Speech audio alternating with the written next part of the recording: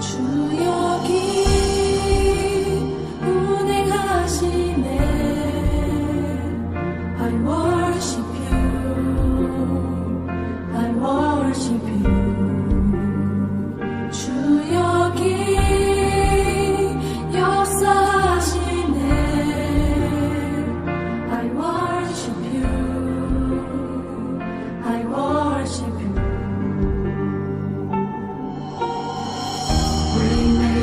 Miracle walk, promise keep, light in the darkness, my God, living 하나님.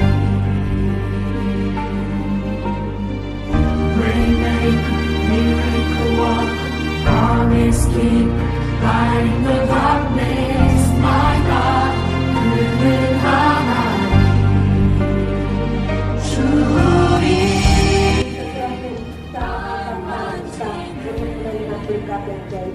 I worship you, I worship you. Selamat Tuhan. Mari kita akan mulai ibadah kita pada pagi ini. Kita akan bersama-sama memberikan yang terbaik bagi Tuhan, belajar untuk memberi persembahan yang terindah bagi Tuhan pada pagi ini. Oleh karena berkat yang luar biasa yang Tuhan sudah nyatakan dalam setiap kehidupan kita. Rindu menyembah-Mu Tuhan, rindu meninggikan Engkau. Haleluya. Yesus.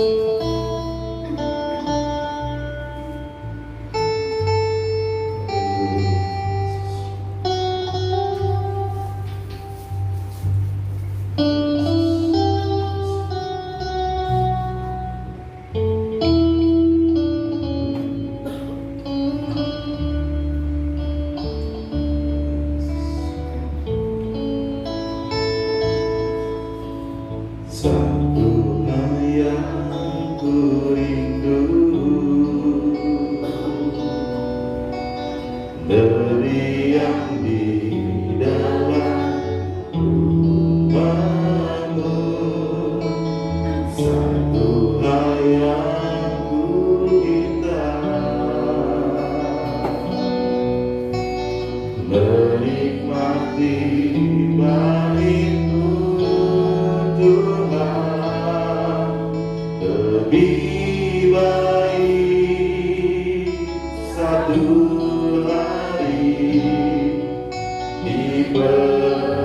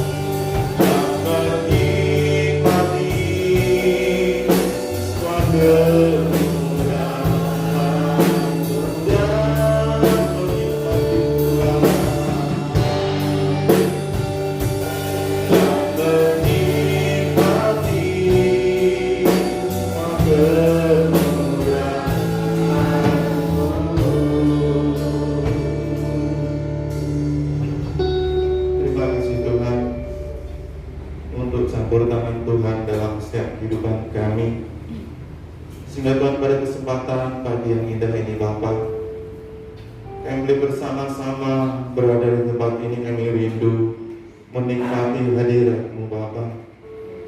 Kami rindu memberi persembahan yang terindah bagi Tuhan. Kami rindu Tuhan untuk memberi persembahan yang terbaik buat Engkau ya Bapa. Terima kasih Tuhan Yesus, terima kasih. Jamah setiap kami Tuhan, urapi setiap kami dan kuasa Roh Kudus-Mu Tuhan. Kami rindu Tuhan untuk menyenangkan hati-Mu pada pagi ini. Kami siap bermazmur bagi nama-Mu Tuhan. Kami siap meninggikan Engkau di dalam nama Tuhan Yesus Kristus. Haleluya. Amin. Shalom. Shalom. Haleluya. Ada berkat yang luar biasa pada pagi ini. Kekuatan dan kesehatan yang Tuhan sudah berikan itu sudah melebihi dari segala-galanya. Amin. Haleluya. Dia adalah Allah yang jadi kekuatan kita. Haleluya.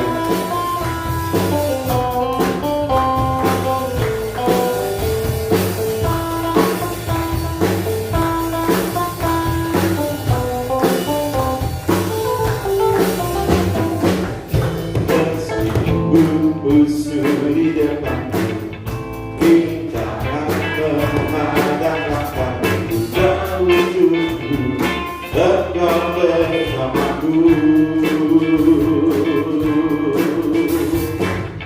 Seribu rebah di kiri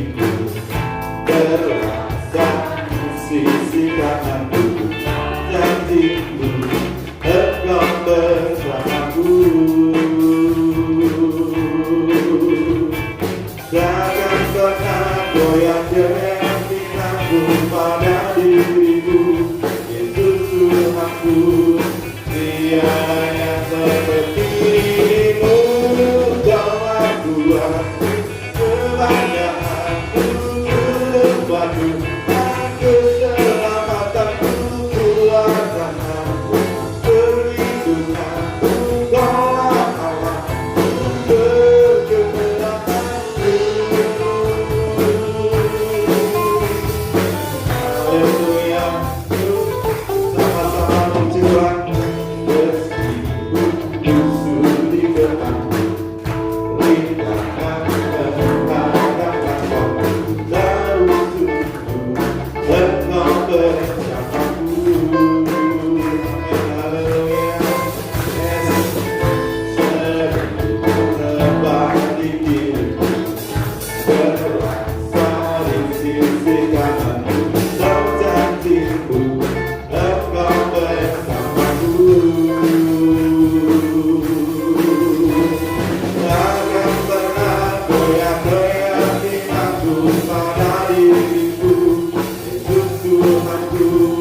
Tiada yang seperti-Mu.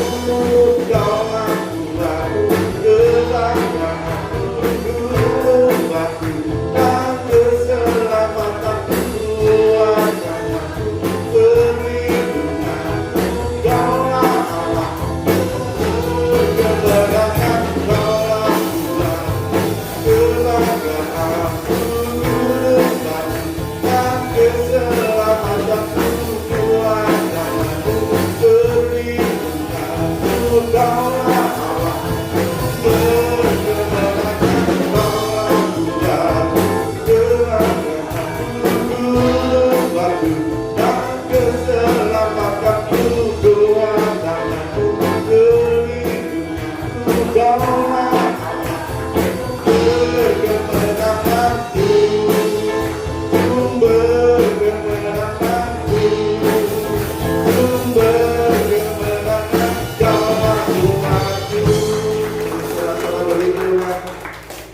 Haleluya, tetap semangat memuji Tuhan. Haleluya. Allah yang menjadi sumber kekuatan kita. Hanya pemilik di surga Bapa.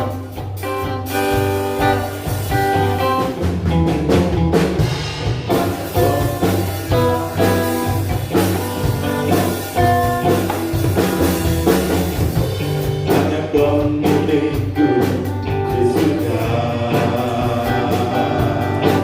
Tiada yang mungkin ini di bumi, hanya Kau. Aku andalkan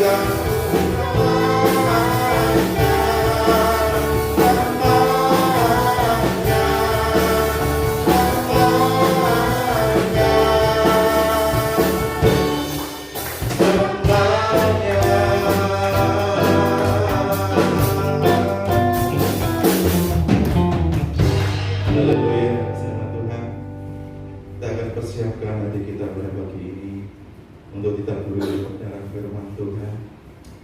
Haleluya. Apapun yang terjadi dalam kehidupan kita, yang percaya Tuhan selalu campur tangan. Yesus. Mari kita akan berdiri bersama-sama.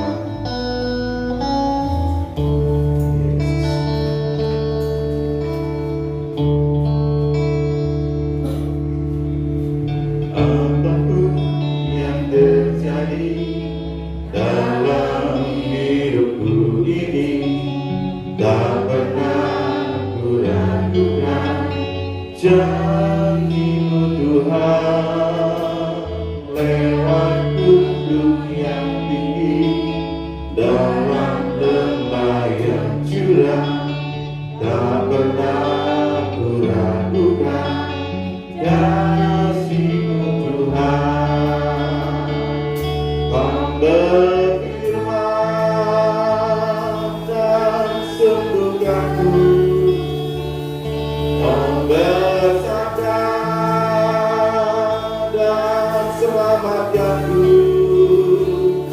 Tiada yang mustahil bagimu. Yesus, ku percaya padamu.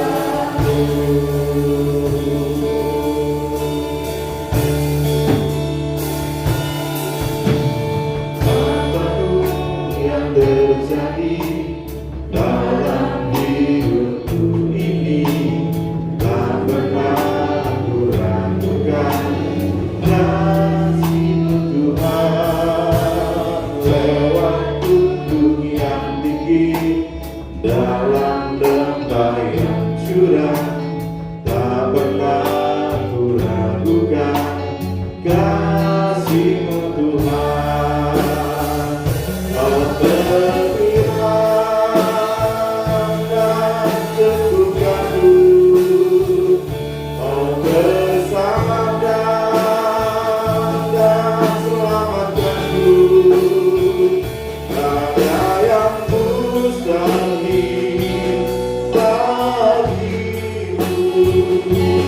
Yesus, ku percaya padamu. Kau berfirman dan sembuhkanku, Kau bersabda dan selamatkanku.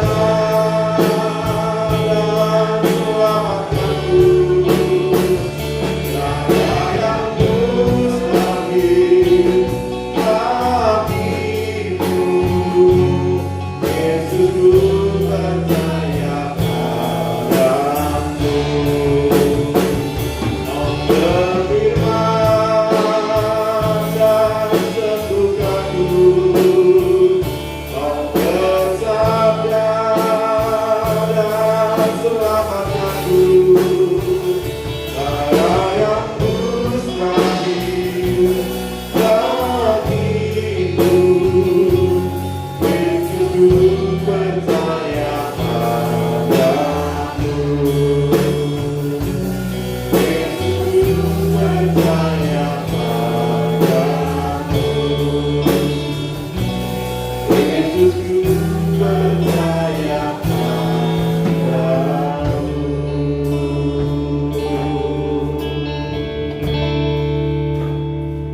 Terima kasih Tuhan, pada pagi hari ini Tuhan semakin kita untuk menguji membawakan memuliakan nama-Mu. Biarkan sahabat kami mendengarkan firman-Mu, dan Engkau urapi hati kami, urapi hamba-Mu yang akan mendengarkan firman-Mu, dan apa yang Kau sampaikan Tuhan bisa jadi info. Terima kasih Bapa, terima kasih. Terima kasih untuk apa yang menjawab nama Tuhan Yesus. Haleluya. Shalom. Puji Tuhan, selamat pagi Bapak Ibu yang dikasihi oleh Tuhan. Mari bersama-sama kita akan menikmati kebenaran firman Tuhan yang pada pagi ini saya beri tema pengampunan yang penuh belas kasihan. Pengampunan yang penuh belas kasihan. Kita membaca dulu di dalam Injil Yohanes pasal 15 ayat yang ke-13. Injil Yohanes pasal 15 ayat 13. Tidak ada kasih yang lebih besar daripada kasih seorang yang memberikan nyawanya untuk sahabat-sahabatnya. Amin. Siapakah yang dimaksud dengan pernyataan yang baru kita baca ini? Tidak lain dan tidak bukan adalah Kristus sendiri. Dia menjadi sahabat kita yang rela untuk menebus, yang rela untuk mengampuni setiap kesalahan kita, seberapa besar pun kesalahan yang kita lakukan. Puji Tuhan. Pagi hari ini kita mau belajar dari kebenaran firman Allah, dari sebuah contoh di dalam Alkitab yang terdapat di dalam Injil Yohanes pasal 7 ayat 53 sampai pasal 8 ayat yang ke-11. Injil Yohanes pasal 7 ayat 53 sampai pasal 8 ayat yang ke-11. Kita tidak baca keseluruhan, tapi kita mau baca di pasal yang ke-8 ayat 4 dan 5. Pasal 8 ayat 4 dan 5. Mereka menempatkan perempuan itu di tengah-tengah, lalu berkata kepada Yesus, "Rabi, perempuan ini tertangkap basah ketika ia sedang berbuat zina. Musa dalam hukum Taurat memerintahkan kita untuk melempari perempuan-perempuan yang demikian. Apakah pendapatmu tentang hal itu?" Saudaraku, cerita yang tidak asing buat kita. Seorang perempuan yang berdosa dihadapkan kepada Tuhan Yesus. Saudaraku,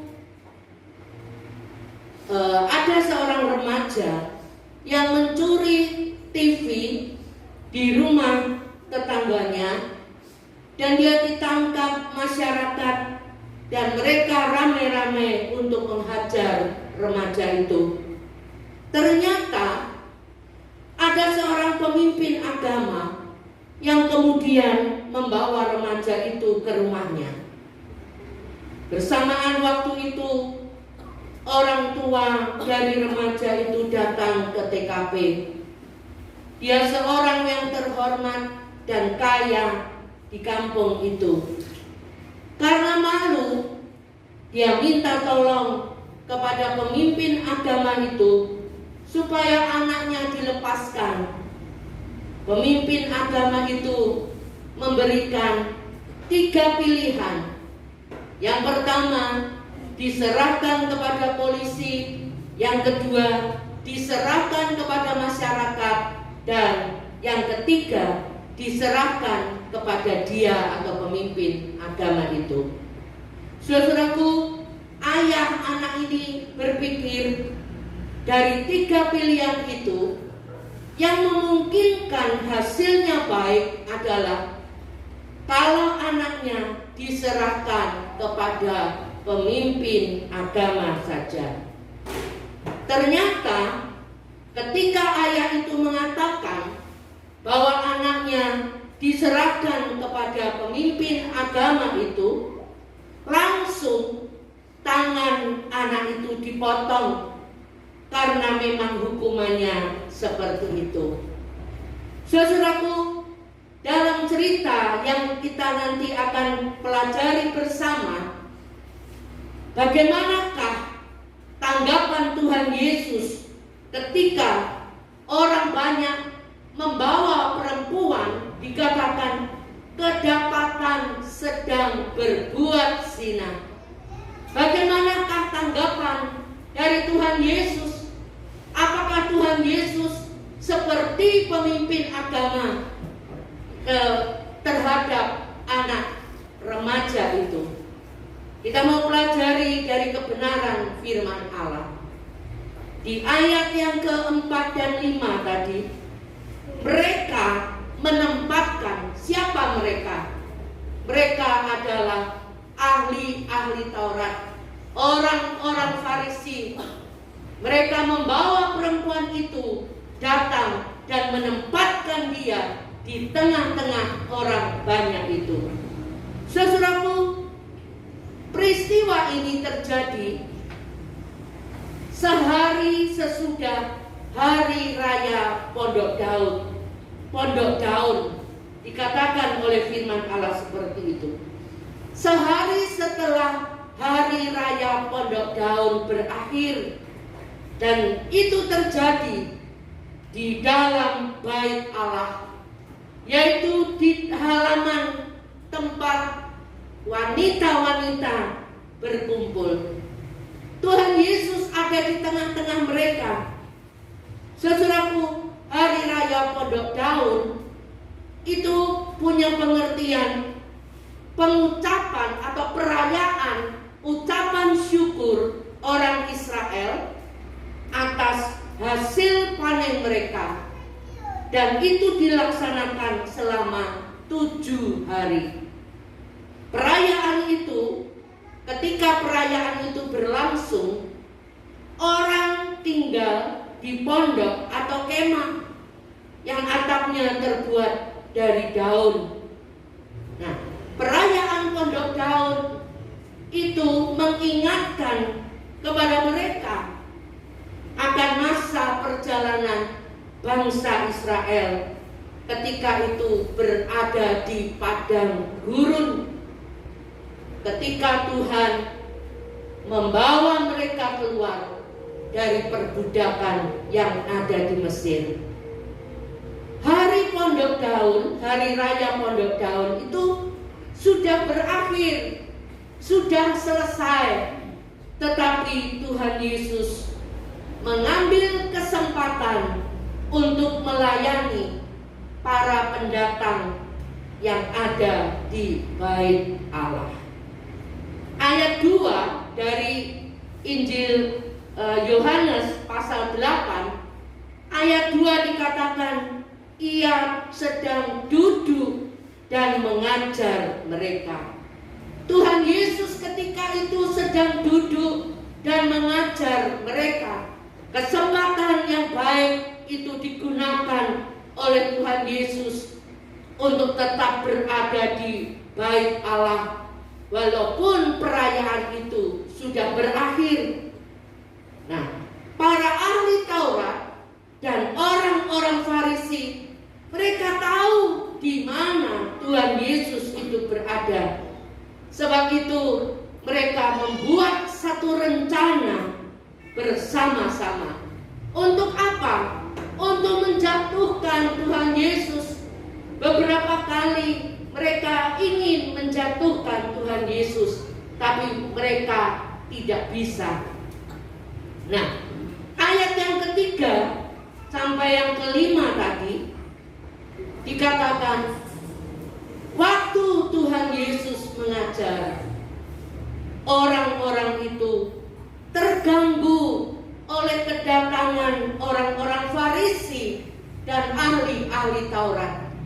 Mereka yang sedang duduk mendengar pengajaran dari Tuhan Yesus, mereka jadi terganggu, tidak fokus lagi.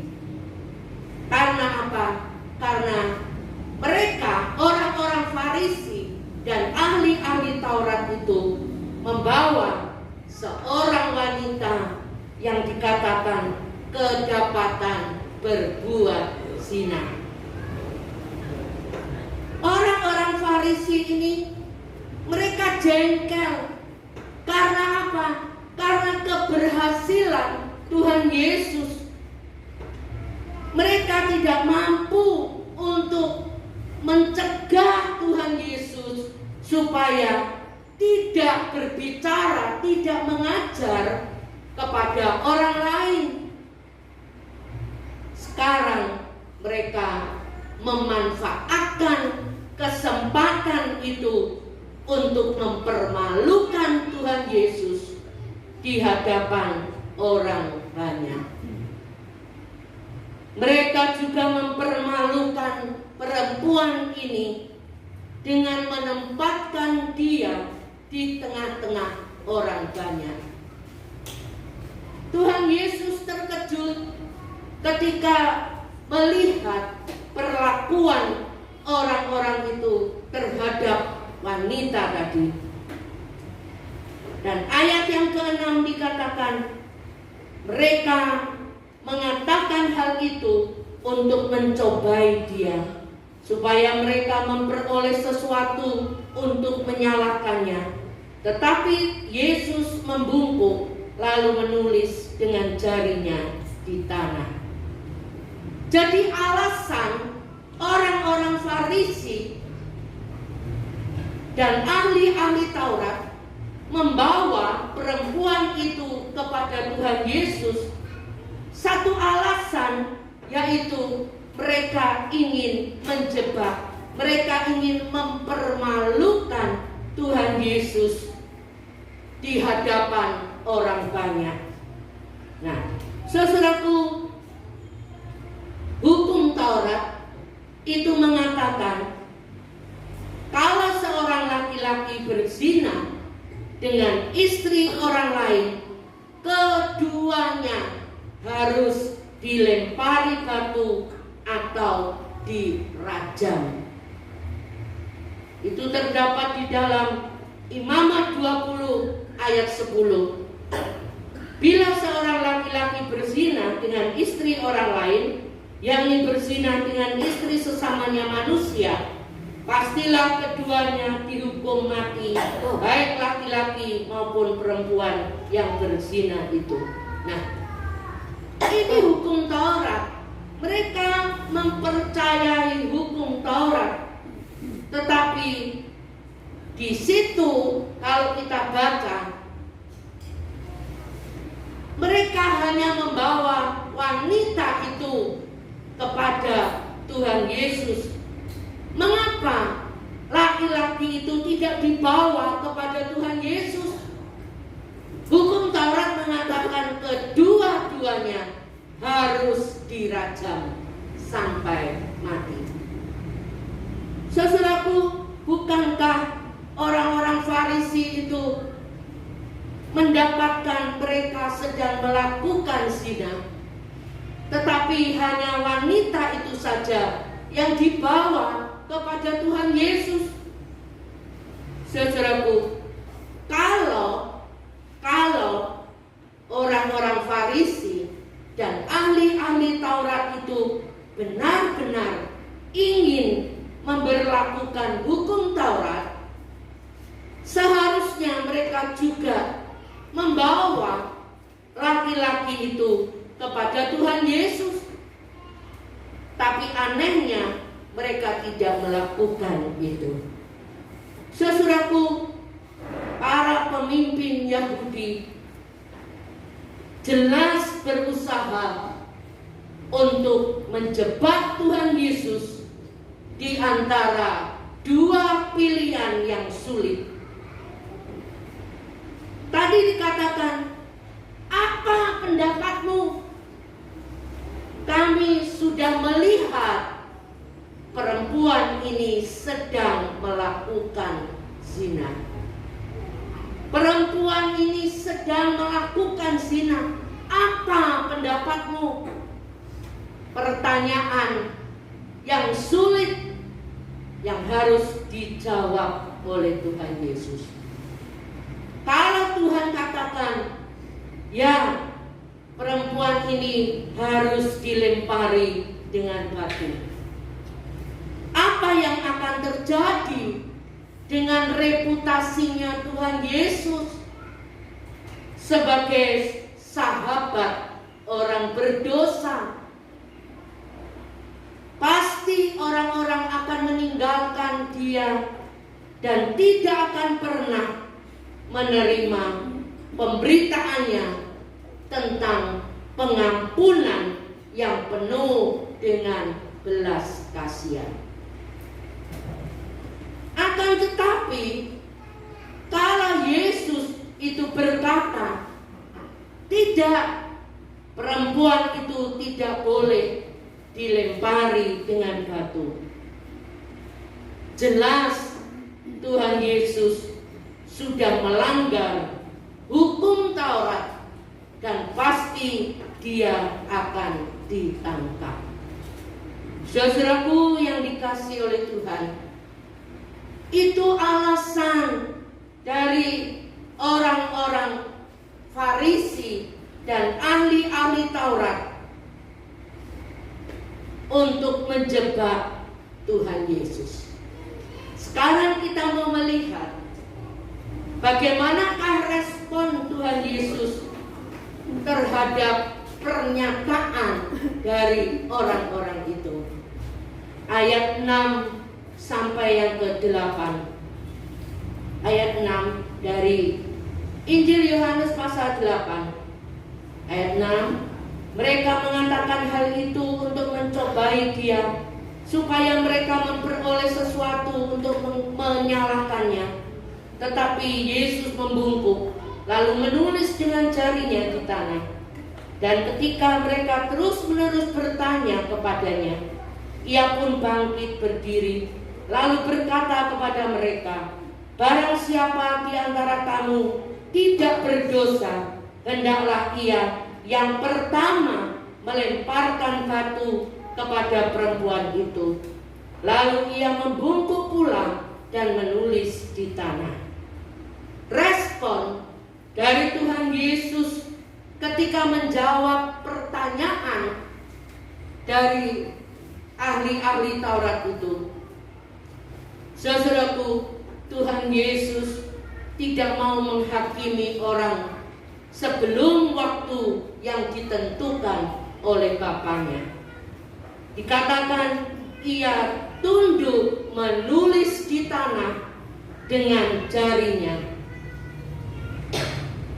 Karena berulang-ulang mereka bertanya, kemudian Tuhan Yesus berdiri dan dia katakan, siapa di antara kamu yang tidak berdosa, biarlah dia yang pertama kali melemparkan batu kepada perempuan itu. Itu jawaban Tuhan Yesus, itu respon Tuhan Yesus terhadap pertanyaan yang diajukan oleh orang-orang Farisi dan ahli-ahli Taurat. Saudaraku, bagaimanakah sikap orang banyak itu dan ahli-ahli Taurat terhadap jawaban Tuhan Yesus? Ayat 9 dan 10. Tetapi setelah mereka mendengar perkataan itu, pergilah mereka seorang demi seorang, mulai dari yang tertua. Akhirnya tinggallah Yesus seorang diri dengan perempuan itu yang tetap di tempatnya. Ayat 10. Lalu Yesus bangkit berdiri dan berkata kepadanya, hai perempuan, di manakah mereka? Tidak adakah seorang yang menghukum engkau? Saudaraku, hati nurani orang-orang yang mengadukan perempuan itu telah menempelak hati mereka sendiri. Karena merasa bersalah oleh karena suara hati mereka sendiri, maka para pendakwa itu diam-diam pergi meninggalkan Tuhan Yesus dan perempuan itu. Dengan demikian, mereka semuanya mengakui di dalam hatinya bahwa dirinya itu berdosa dan tidak patut untuk jadi hakim. Saudaraku, mereka menyadari ketika Tuhan Yesus memberikan jawaban kepada mereka bahwa sesungguhnya mereka juga orang yang berdosa dan tidak patut mereka menghakimi orang lain. Saudaraku, Matius 7 ayat 1 dan 3 dikatakan, jangan kamu menghakimi supaya kamu tidak dihakimi. 3. Mengapakah engkau melihat selumbar di mata saudaramu, sedangkan balok di dalam matamu tidak engkau ketahui? Saudaraku, di sini Tuhan Yesus mengecam kebiasaan mencela kesalahan orang lain sementara mengabaikan kesalahan diri sendiri. Seringkali kita juga berbuat seperti orang-orang itu. Kita belum tahu, kita belum mengerti secara persis, secara tepat. Kita sudah dengan mudah menghakimi orang lain. Satu pelajaran yang indah yang kita dapatkan pada pagi ini, jangan kamu menghakimi supaya kamu tidak dihakimi. Kita mudah melihat kesalahan orang lain, padahal tanpa sadar kita ini juga punya kesalahan. Mungkin kesalahan kita lebih dari kesalahan orang lain. Saudaraku, kita melihat selumbar di mata orang lain, tapi kita tidak tahu dan kita tidak sadar bahwa ada balok di depan mata kita. Selumbar itu telusupan itu loh, saudara. Kalau kita telusupan, ada benda kecil, serpian kayu yang kecil masuk di jari kita. Kita ngomong telusupan, itu selumbar. Nah, barang yang seperti itu kita sudah tahu orang lain itu bersalah, sedangkan pada diri kita ada balok yang gede. Kita tidak menyadari. Satu hal yang luar biasa yang Tuhan ajarkan kepada kita pada pagi ini. Kita belajar dari kebenaran firman Allah. Firman Allah bukan hanya untuk saudara saja, tapi firman Allah juga untuk saya. Kita jangan mudah menghakimi orang lain. Kita jangan mudah mencela orang lain. Sebagai umat Allah, sebagai sesama, biarlah kita mau belajar untuk melihat kekurangan kita, kesalahan kita, apa yang ada di dalam diri kita, supaya dikatakan, supaya kamu tidak dihakimi. Saudaraku, akibat yang diterima perempuan itu setelah dia ketemu dengan Tuhan Yesus. Apa akibatnya setelah dia ketemu dengan Tuhan Yesus? Di ayat yang ke-11 dari kitab Yohanes pasal yang ke-8. Jawabnya, tidak ada Tuhan. Lalu kata Tuhan Yesus, aku pun tidak menghukum engkau. Pergilah dan jangan berbuat dosa lagi mulai dari sekarang. Saudaraku yang dikasihi oleh Tuhan, setelah perempuan yang berdosa ini ketemu dengan Tuhan Yesus, apakah Tuhan juga melakukan hal yang sama kepada wanita itu seperti yang dilakukan oleh orang-orang Farisi, ahli-ahli Taurat, mereka yang katanya mengerti benar firman Allah, mereka yang katanya belajar dari kitab Taurat? Saudaraku, perempuan itu dikatakan dia tidak melarikan diri dan tidak mencoba untuk membenarkan dirinya. Tuhan Yesus juga tidak membenarkan dirinya dan diri perempuan itu, dan Tuhan juga tidak menghukum perempuan itu. Tuhan Yesus hanya berkata, pergilah dan jangan berbuat dosa lagi. Saudaraku, kita mau memperhatikan perbedaan sikap antara Tuhan Yesus dan orang-orang Farisi. Orang-orang Farisi, mereka mengingat masa lalu, masa lampau dari perempuan itu. Tetapi Tuhan Yesus memikirkan masa depan dari perempuan itu. Jangan berbuat dosa lagi. Kata-kata itu sungguh membuat perempuan itu mengingat akan pengampunan dan kasih-Nya Tuhan Yesus kepada dia. Tuhan Yesus memberikan atau memikirkan masa depan dari perempuan itu. Orang-orang Farisi, mereka hendak merajam dengan batu, tetapi Tuhan Yesus hendak menyelamatkan dia.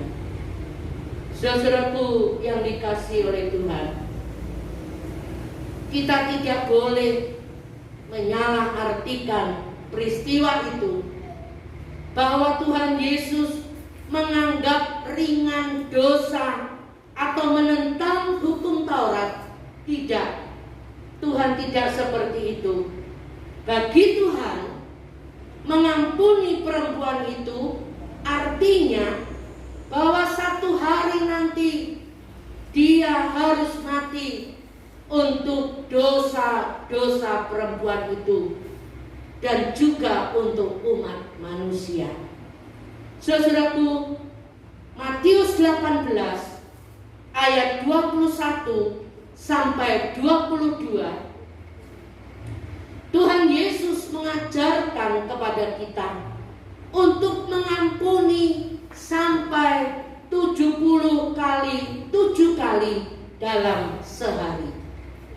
Ketika Petrus bertanya kepada Tuhan, Tuhan, berapa kali aku harus mengampuni saudaraku yang bersalah? Tuhan katakan sampai 70 kali 7 kali dalam sehari. Saudaraku, mengampuni orang lain sampai 70 kali 7 kali dalam sehari itu sebenarnya masuk akal enggak? Sebenarnya kalau kita pikir benar enggak? Enggak masuk akal. Enggak masuk akal. Kalau menurut akal kita, mengampuni ya mengampuni, ada batasnya. Batasnya sampai 3 kali. Biasanya kita ngomong, dah ya, sudah 2 kali loh, kurang sekali lagi. Bagi kita manusia, mengampuni orang lain itu top, batasnya sampai 3 kali. Itu sudah banyak menurut kita. Sekali, 2 kali, sudah 3 kali, sudah. Itu batas kita untuk mengampuni sesama. Namun kasih Tuhan itu seperti itu. Kita harus belajar untuk mengampuni orang lain seperti Tuhan mengampuni kita. Menurut kita tidak masuk akal, tapi itu firman Tuhan yang mengajarkan kepada kita. Saudaraku, pengampunan itu memang diberikan secara cuma-cuma, tetapi harganya tidak murah. Harganya tidak murah. Saudaraku, Yesaya 1 ayat 18 dikatakan, marilah, baiklah kita berperkara, firman Tuhan. Sekalipun dosamu merah seperti kirmisi, akan menjadi putih seperti salju. Sekalipun berwarna merah seperti kain kesumba, akan menjadi putih seperti bulu domba. Saudaraku, pagi hari ini Dia menawarkan pengampunan penuh kepada kita kalau kita mau bertobat, kalau kita mau membuang semua kejahatan kita, dan kita mau berusaha untuk melakukan yang benar, untuk taat akan firman Allah. Ketika perempuan itu Tuhan Yesus, ada satu perubahan yang luar biasa yang Tuhan kerjakan di dalam diri perempuan itu. Minggu yang lalu saya katakan, ketika Tuhan Yesus berjumpa dengan perempuan Samaria di sumur Yakub, ada perubahan yang dikerjakan oleh Tuhan Yesus untuk perempuan itu. Sakeus ketika dia berjumpa dengan Tuhan Yesus secara pribadi, juga ada perubahan yang dikerjakan oleh Tuhan Yesus. Saudaraku yang dikasihi oleh Tuhan, mungkin hari-hari ini kita dihadapkan pada seseorang yang selalu menjengkelkan kita, yang selalu menyakiti kita. Kita sudah berbuat baik, kita sudah melakukan kebaikan, tapi orang itu tidak pernah melihat kebaikan kita. Saudaraku yang dikasihi oleh Tuhan, kalau kita melihat kejelekan, kesalahan orang lain, tentu kita akan mendapatkan sederet kejahatan, kejelekan dari orang itu. Tapi coba kita mau melihat kebaikan dari orang itu, kita pasti akan mendapatkan sederet kebaikan dari orang itu untuk kita. Saudaraku yang dikasihi oleh Tuhan, pagi ini Dia menawarkan pengampunan penuh untuk kita. Mungkin hari-hari yang lalu kita tidak bisa mengampuni orang lain. Sudah 3 kali Dia melakukan, Dia menyakiti hati kita. Pagi hari ini firman Tuhan menegur saudara dan saya supaya kita mau mengambil keputusan untuk berdamai, untuk mengampuni orang yang melakukan, yang menyakiti hati kita. Kita tidak bisa dengan kekuatan kita, tapi ketika kita berjumpa dengan Tuhan Yesus secara pribadi, Roh Kudus yang ditempatkan di dalam hati kita itu akan menolong kita. Roh Kudus yang ada di dalam hati kita akan menolong kita, memampukan kita untuk melakukan kebaikan kepada orang lain. Saudaraku, kalau kita menyadari kekurangan kita, keterbatasan, kelemahan kita, biarlah kita juga tidak menghakimi orang lain. Seperti yang tadi saya katakan, selumbar di mata orang lain kita lihat, tapi balok yang ada di mata kita, kita tidak tahu. Belajar dari kebenaran firman Allah. Siapa wanita itu?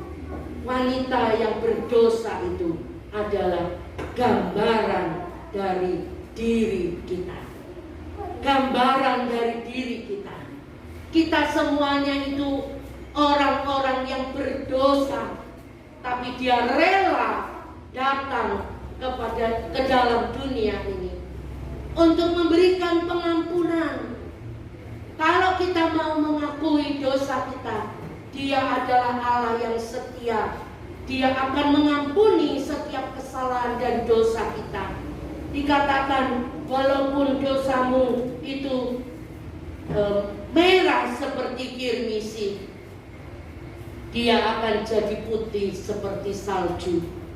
Sekalipun warnanya merah seperti kain kesumba, akan menjadi putih seperti bulu domba. Tidak ada goresan sedikit pun, tidak ada bekasnya sedikit pun pengampunan yang Allah berikan kepada kita. Tidak ada goresan, tidak ada bekasnya sedikit pun. Dia mengampuni penuh, Dia mengampuni total semua kesalahan dan dosa kita. Pagi hari ini kita belajar dari kebenaran firman Allah. Tidak berlalu firman Allah yang singkat, firman Allah yang pendek ini kiranya menjadi berkat untuk kita semua. Puji Tuhan. Ayat terakhir sebagai ayat hafalan minggu depan. Injil Yohanes 15 seperti yang tadi ayat pembuka. Injil Yohanes 15 ayat yang ke-13. Yohanes 15 ayat 13. 2, 3. Tidak ada kasih yang lebih besar daripada kasih seorang yang memberikan nyawanya untuk sahabat-sahabatnya. Amin. Tuhan memberkati. Belum pernah ada kasih dunia sanggup menerima diriku apa adanya selain kasih-Mu.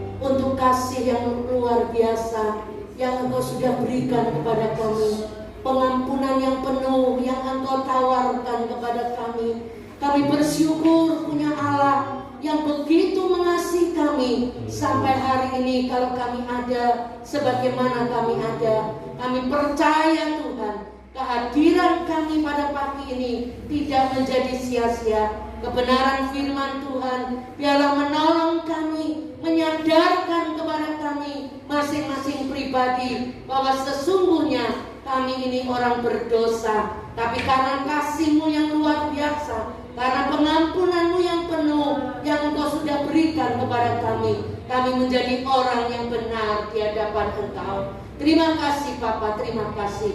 Berkati kami, berkati firman-Mu yang sudah hamba-Mu sampaikan. Biarlah semuanya ini mendorong kami untuk tetap setia kepada Engkau.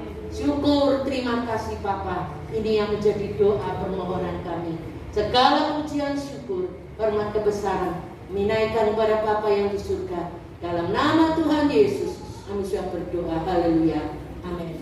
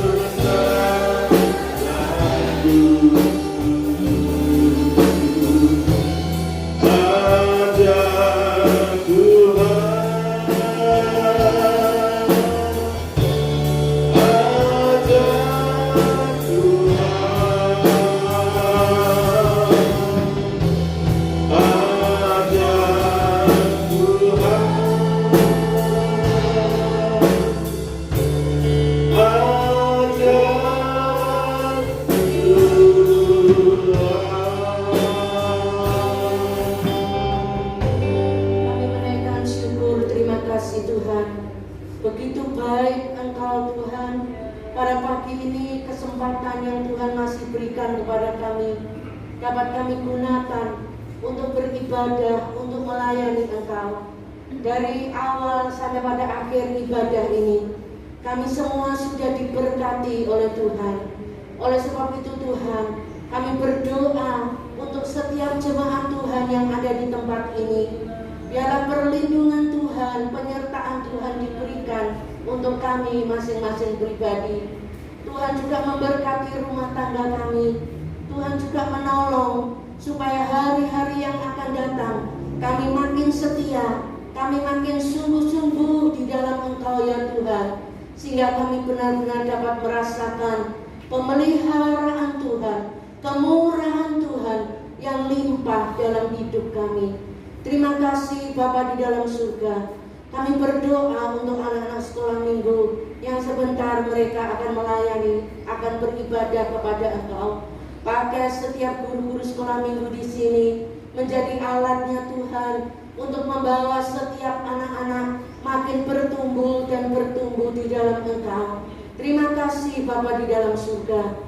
Kami berdoa Tuhan pada pagi ini untuk keluarga Pak Yono, keluarga besarnya, keluarga Andre, keluarga Bambang yang sekarang ini sedang berada di Batam untuk menyaksikan, untuk bersama-sama mengikuti perkawinan dari saudara kami Kristian.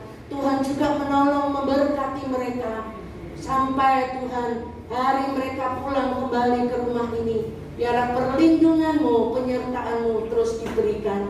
Terima kasih Bapa di dalam surga. Kami berdoa Tuhan untuk bapak-bapak polisi yang setiap hari Minggu mereka berjaga-jaga di tempat ini. Tuhan memberkati pelayanan mereka. Tuhan memberikan kekuatan, kesehatan kepada mereka, hati yang sungguh-sungguh. Oh Tuhan, dengan rela, dengan tanggung jawab yang besar, dan kami percaya mereka juga diberkati oleh Tuhan. Terima kasih Bapak. Kami doakan juga untuk pemilik gedung CPS, Ibu Aiwa bersama dengan keluarganya. Tuhan memberkati apa yang mereka sudah berikan kepada kami sampai hari ini. Kami bisa beribadah kepada Engkau di sini. Tuhan memberkati dengan lipat kali ganda. Terima kasih Bapak. Sebentar kalau kami pulang, kami juga mohon pimpinan-Mu, penyertaan-Mu buat kami sampai kami tiba di rumah dengan tidak kurang satu apapun. Mari saudaraku, kita mau angkat tangan kita untuk menerima berkat dari Tuhan.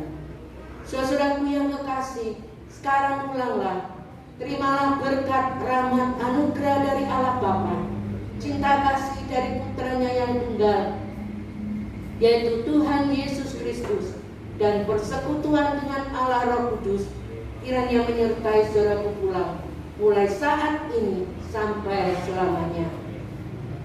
Biar berkat ini turun dalam rumah tangga saudara, pekerjaan saudara, ibadah saudara, pelayanan saudara, sekolah saudara masing-masing.